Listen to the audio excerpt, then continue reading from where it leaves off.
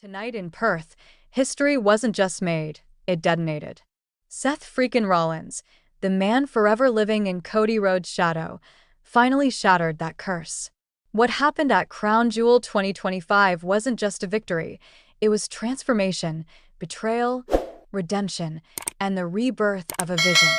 This night wasn't about who won the title. It was about why it had to happen and what it means for the future of WWE. Stay locked in because tonight, WWE Rundown dives deep into the psychology, politics, and legacy behind Seth Rollins' greatest night. This was the moment the visionary became reality. From the second the match was announced, fans could feel it in their bones. This wasn't just another headline bout. It was purpose colliding with destiny. Cody Rhodes, the undisputed WWE champion, the man who finally finished his story. And Seth Rollins, the self-proclaimed visionary, the eternal challenger, always one heartbeat behind the throne. In the weeks leading up to Crown Jewel, the tension wasn't just about championship gold, it was about identity.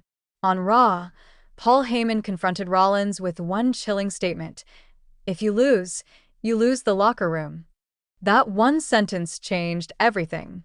It wasn't just a threat, it was a prophecy. Lose this match, and Seth loses the faith of every follower, every believer in his so-called vision. That turned the main event from a competition into a trial by fire.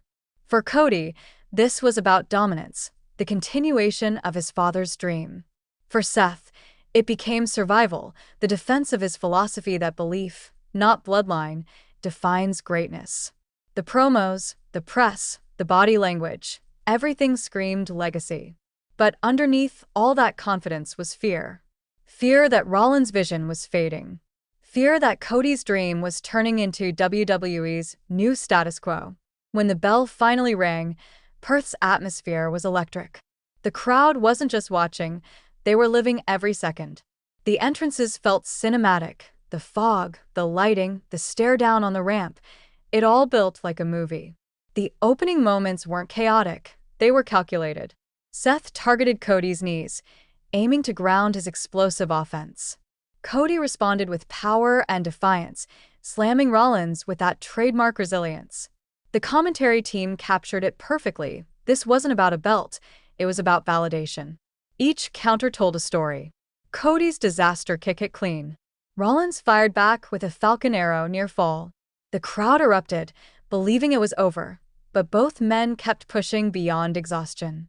This match turned into something deeper, emotional endurance. Cody fought the ghost of his father's legacy.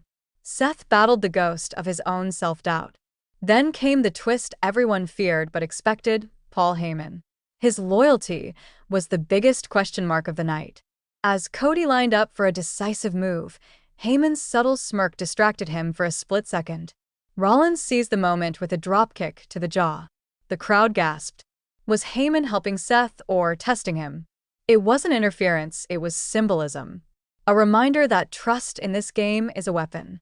As the match wore on, Seth Rollins, bloodied and limping, began to fight like a man reborn.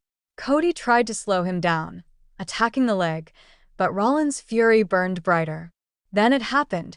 Cody lifted him for the crossroads, but Seth wriggled free, bounced off the ropes, and connected with a thunderous knee. Cody staggered. Rollins charged again. Curb stomp. The arena exploded. But he wasn't done. One more stomp. 3 seconds later, the unthinkable was real. Seth Rollins had slain the story and resurrected the vision. He didn't celebrate.